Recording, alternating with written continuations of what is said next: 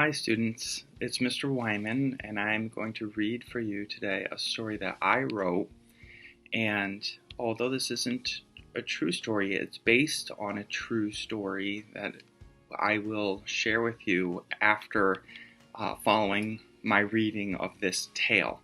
Before I get into the actual text, I want to read some questions that you'll be answering after listening to or reading the text. So it's good to keep these kinds of questions in mind as you read.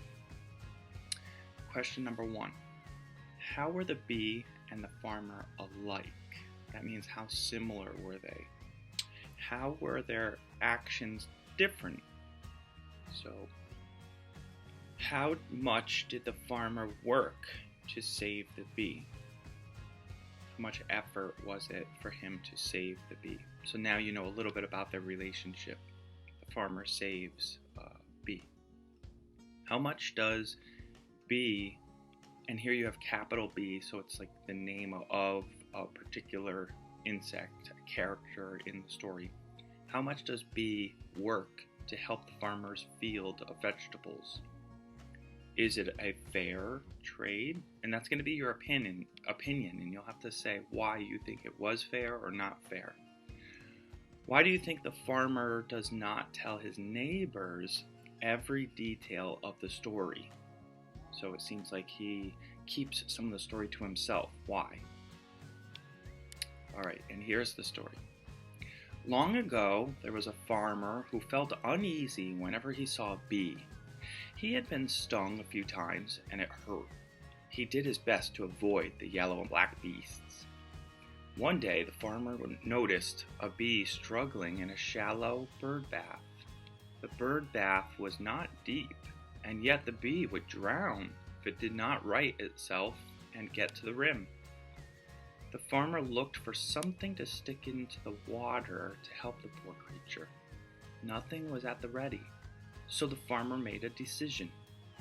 Putting his feelings about bees aside, the farmer placed his finger in the bird bath near the bee. The floundering bee found the farmer's finger and grabbed it. This surprised the farmer, but he patiently practiced holding his hand still. The bee might think his finger was a stick. It would be silly to sting a stick, thought the farmer. What do you think the bee is going to do? After pulling itself out of the water and shaking itself off, the bee rested on the farmer's finger. It was exhausted. The farmer remained motionless, as still as a statue. The bee was surprisingly tired.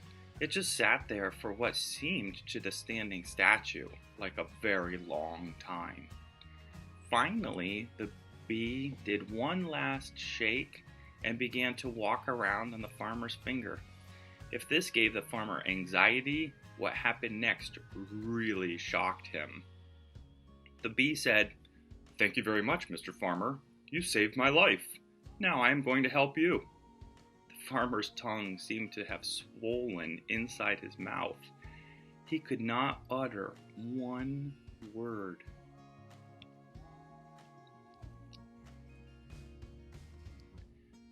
Your crops have been struggling to grow the way I was struggling in that water.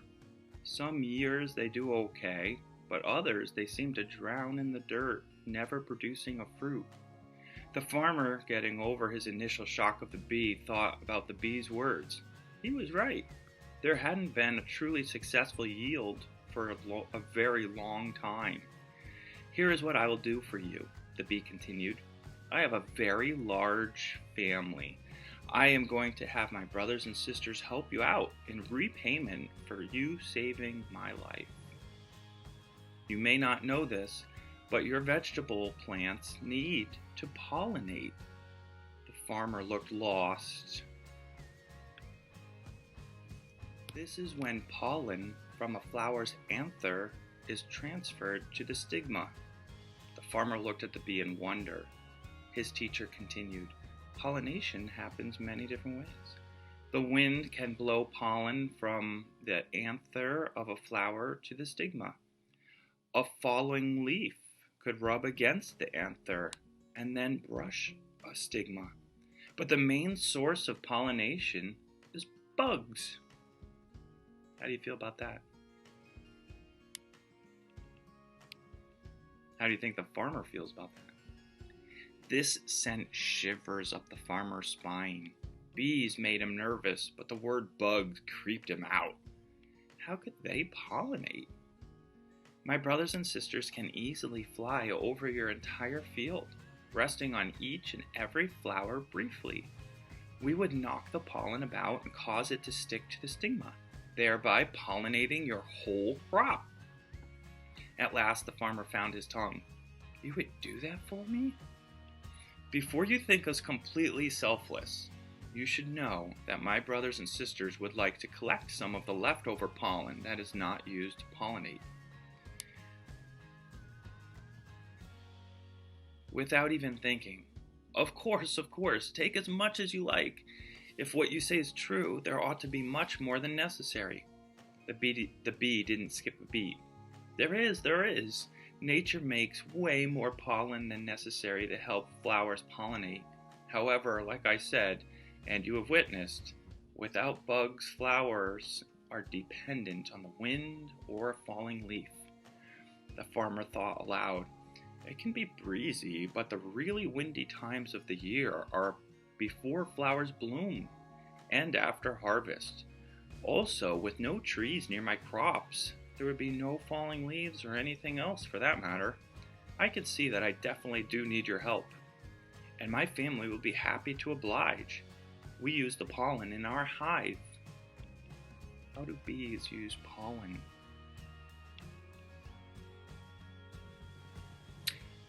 Excellent, sang the happy farmer. He rescued not only a bee this day, but his entire crop. That spring, the farmer witnessed countless bees, butterflies, and other insects flying, fluttering, and hopping from flower to flower in his field. There were even times when it seemed like one bee or another would come over to his shoulder and look him in the eyes. Never did one talk to him again, however. When harvest time arrived, the farmer had more vegetables than he knew what to do with. The other farmers were astounded. Where did you get all this fruit? Each would ask over and over. In the story, when it says, never did one talk to him again, however, do you think that the bee actually talked to the farmer, or do you think it was the farmer's imagination? A little bee helped me, is all the farmer would reply. In the month of November, the farmer awoke one morning to find something peculiar on a plate near the window. It was gray with holes. There was a gooey substance all over it, glistening in the early morning sun. When the farmer touched it with his finger, he found it very sticky. The taste was extraordinarily sweet. He simply had to tell his wife immediately, "Honey, come take a look at this." And that's the end of the story, The Farmer and the Bee by Mr. Weimann. Have you ever heard a grown-up call another grown-up that he or she is close to the word honey? And now it's your job to try to answer those comprehension questions. If you'd like, you could stick around to hear the story of how myself, Mr. Weimann, experienced something similar to what the farmer did rescuing the bee, because that's where the idea for this story came from. Okay, now I'll share with you the background of the story. So, this story was inspired by the old fable of the mouse and the lion, where mouse helps lion and in turn is not only saved but helped by lion in the future. So they repay each other. What the farmer did at the beginning of the story, I did last summer. So this is based on a true story, like I said. I was walking in the shallow end of my swimming pool, skimming debris off the water surface. So I actually had a net, or I may have been using my hand. When I found a great big bumblebee drowning, I had mixed emotions because I had recently taught my elementary students that bees will only sting if threatened. I knew that the bee probably would not hurt me, but the bee could hurt me, like it had that potential, right? And so here I actually did like a little science experiment. I took what I knew to be true from research and knowledge, background knowledge, and I applied it. I put my hand under the bee, even though I probably had a net, or at least I had things close to me. I put my hand under the bee, and scooping it out of the water, when the water filtered through my fingers, the bee came to life. Slowly, at first, the giant bumblebee stirred. Then it shook, and I stood there just watching all this happen. And I was amazed as the bee cleaned the excess water, the extra water from its legs. It used either its tongue or proboscis, I think it's called, but somehow it was cleaning the water off of itself so that water wouldn't weigh it down as it tried to fly, right? Now the bee didn't talk to me, of course, but it didn't show me any sign of gratitude at all.